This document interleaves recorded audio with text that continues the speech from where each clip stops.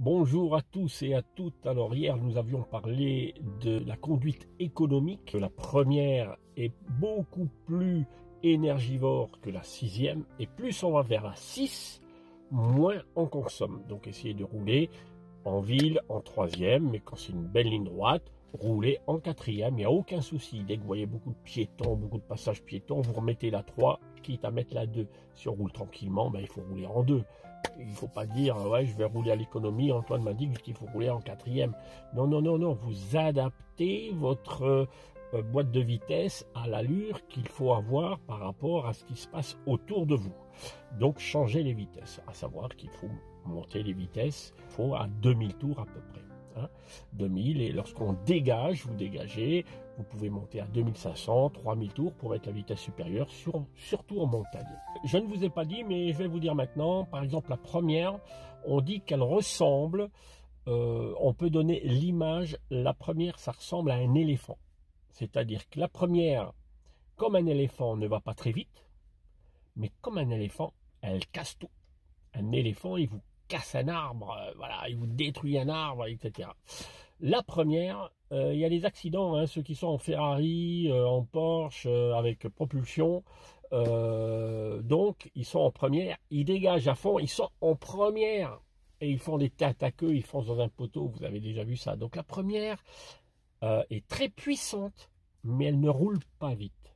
La sixième, ça ressemble à un guépard. C'est plus un éléphant, c'est un guépard. Un guépard, ça va très très vite, mais ça ne peut pas défoncer un arbre. Vous voyez la différence entre vitesse et puissance. Puissance de l'éléphant, première. Vitesse d'un guépard, sixième, cinquième, mais très peu de puissance. Voilà, ça c'était pour rajouter au cours de hier sur la boîte de vitesse. Et bien sûr, on avait parlé de l'économie à l'arrêt. Et maintenant, j'aimerais continuer le deuxième point, et tous les jours, là, pendant une semaine ou 2 semaines, je vais parler de la conduite économique. On peut économiser jusqu'à 200 à 300 euros par an. C'est énorme en ayant une conduite souple. J'ai déjà fait des tests puisque j'ai donné des cours en entreprise sur la conduite économique, sur les maîtrises de dérapage, sur les freinades d'urgence à 100 km/h, etc. Donc, ma vie maintenant, que je suis à la retraite, mais moi je travaille encore en tant qu'indépendant, c'est de vous informer de tout ce que j'ai appris, tout ce que j'ai enseigné. YouTube, c'est un bon moyen de communication pour vous apprendre ces choses-là. Deuxième point, anticiper. Anticiper, c'est quoi? Anticiper, c'est lorsque vous voyez un ralentissement devant au loin, à 200 mètres, lâchez déjà l'accélérateur. Souvent, ce que vous faites, c'est vous continuez d'accélérer, et au dernier moment, vous freinez. Il faut savoir que plus on freine, plus on consomme. Voilà. Pourquoi? Pour quelle raison? Parce que lorsqu'on freine, si ça se dégage, vous réaccélérez. Donc, ça veut dire que vous perdez de l'énergie en freinant, mais ensuite, il faut réaccélérer encore un peu plus.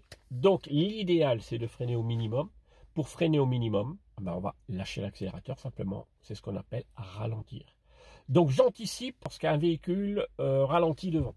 Je sens que ça roule moins vite que moi. Je suis par exemple à 80, je vois qu'un véhicule, je commence à m'approcher trop près du véhicule, je lâche l'accélérateur. J'arrête d'accélérer pour freiner ensuite, c'est un peu ridicule. Donc je lâche l'accélérateur et vous allez voir que, hop, on réduit sa vitesse à 70 sans avoir freiné. Essayez de faire ça, je fais beaucoup de tests avec mes élèves, je faisais avec mes élèves, bon j'en fais encore lorsque je travaillais en indépendant, ces tests. Je disais à l'élève, allez pendant maintenant 20 minutes, t'essayes, je l'emmène dans un endroit où il n'y a pas trop de voitures, t'essayes d'anticiper et de ne jamais freiner. Tu rétrogrades si tu veux, mais je ne veux pas que tu freines.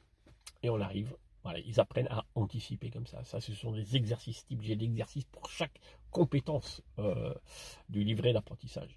Et ça, c'est un exercice. Pendant 20 minutes, 15 minutes, tu dis, voilà, on arrête de freiner. Je ne veux pas que tu freines. Oui, mais attends, tu mets ta 2 au lieu de la 3. C'est pour leur apprendre que le frein, vous freinez trop.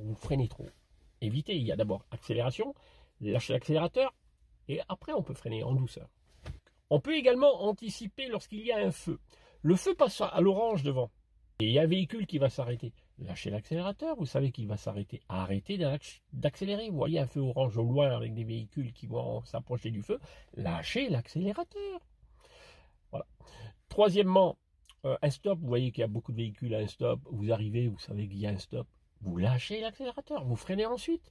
Mais le premier temps, c'est de lâcher l'accélérateur, la voiture réduit toute seule. Ok, voilà. Qu'est-ce qu'il y a également? Des bouchons. Sur l'autoroute, vous voyez au loin, il y a un bouchon, des voitures qui ralentissent. Arrêtez d'accélérer. Vous lâchez l'accélérateur, vous mettez les feux de détresse si vous voyez que ça va trop vite et d'un coup, on risque de surprendre derrière. Ne pas gêner, ne pas surprendre, ne pas être surpris. Et là, vous anticipez, vous lâchez l'accélérateur au lieu de freiner simplement. Donc, on ne passe jamais d'accélérateur à frein, mais d'accélérateur, lâchez l'accélérateur quelques secondes et après, si besoin, on freine. Voilà, donc, merci pour tous vos commentaires. J'essaie de répondre à tous les commentaires. Et demain, la suite de l'éco-conduite pour que vous puissiez économiser de l'argent. C'est top du top. Allez, à demain et merci pour votre fidélité. Ciao.